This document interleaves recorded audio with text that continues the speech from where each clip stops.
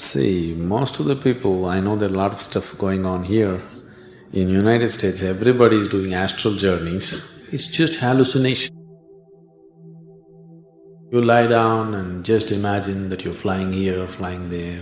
That's not it. See, what is being referred to, unfortunately, everything becomes ridiculous when all kinds of people start handling it. What is being referred to as astral is, there are 5 kinds of bodies: physical body, mental body, energy body, etheric body and bliss body. These are 5 dimensions of the body.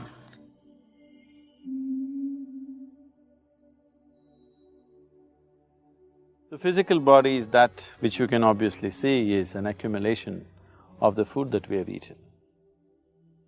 So the type of food that we have definitely has an impact on what type of body you get. The next one is the mental body.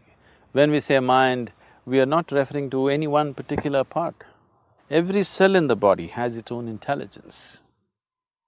So there is a whole mental body. And these two are like, this is your hardware, that is your software. Your hardware and software are no good unless they're plugged into quality power. So the third layer of the body is the energy body. The first 3, the physical, the mental and the energy body, are physical in nature. They're just getting subtler, but they're still physical in nature. The 5th layer of the body, which is referred to as the bliss body, is totally non-physical. And the 4th, which is known as the etheric body. The nearest word, we call this Vijnanamaya Kosha, the nearest word or the common word that is used is etheric, it doesn't describe that. This means it's a transitory nature, from physical to non-physical. What is being referred to as astral body is leaving the physical body, mental body, energy body and the bliss body intact and just allowing the etheric body to float around. That means you can conduct your activity here because your physical body, mental body, energy body is intact. But just allowing the etheric body to go, that's a certain kind of mastery. You can't just psych yourself into it. It needs enormous sadhana for a person to do that. Now, leaving the body, when we say, we are just allowing the pranic body to move out, which is much simpler. It is a much simpler thing to do and it is more concrete thing.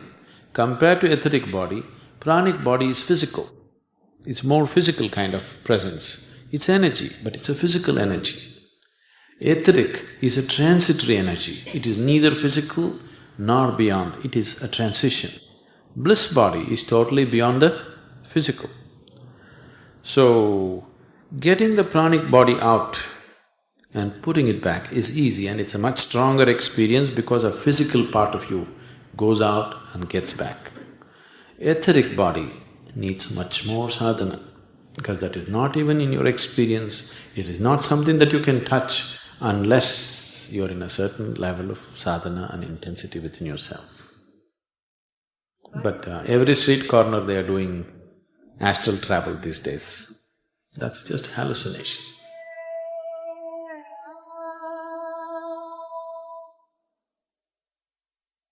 See, these things were done for a certain purpose.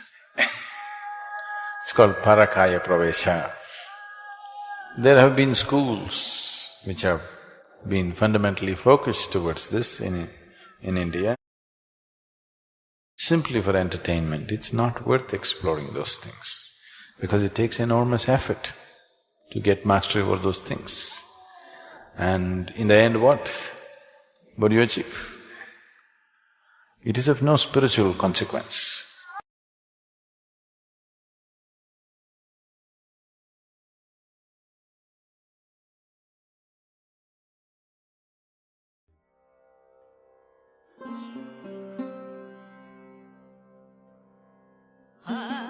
Navaratri literally means 9 nights.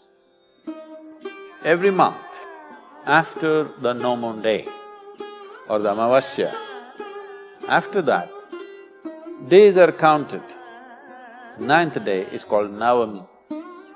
These 9 days are considered feminine.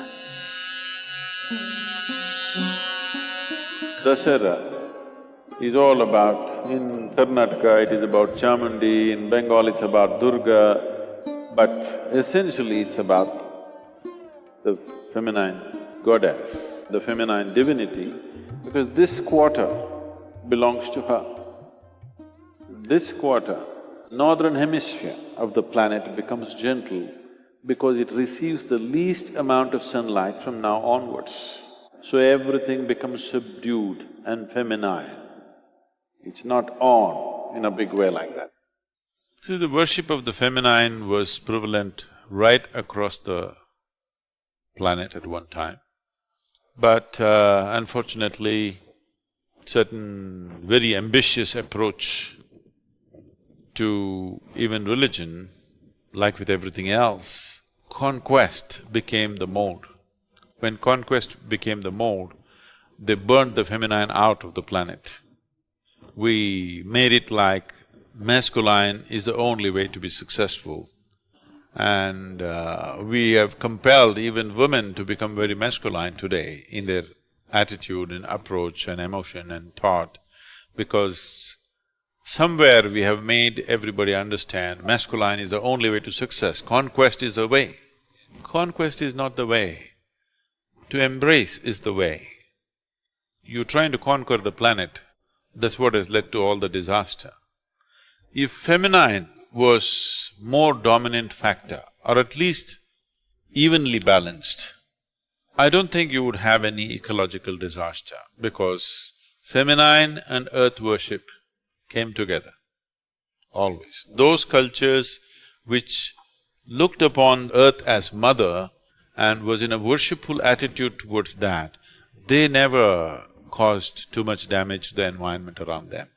Only those who saw conquest as the way of life, that is where this happened. After doing all this damage to the planet, still half the people cannot even eat properly. There is enough food on the planet, but half the people cannot eat properly. If feminine was dominant, the population would eat for sure.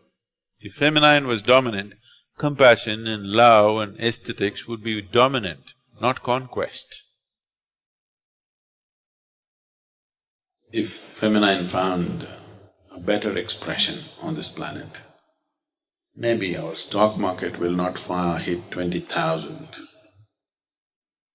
But generally people will smile more, be a little more happy, a little more loving.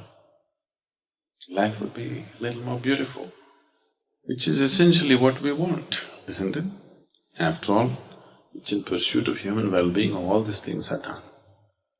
But that's completely being forgotten, because that is the way of the masculine, that it just goes on in one way. The feminine is not trying to go anywhere. Feminine is happy where it is. That's the big difference. If these two things are in balance, then we can go somewhere and also enjoy where we are. That's what needs to happen in the world.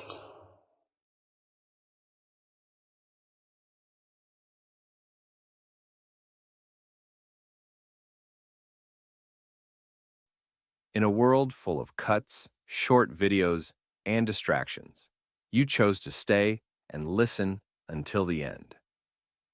That already says a lot about your willingness to look deeper.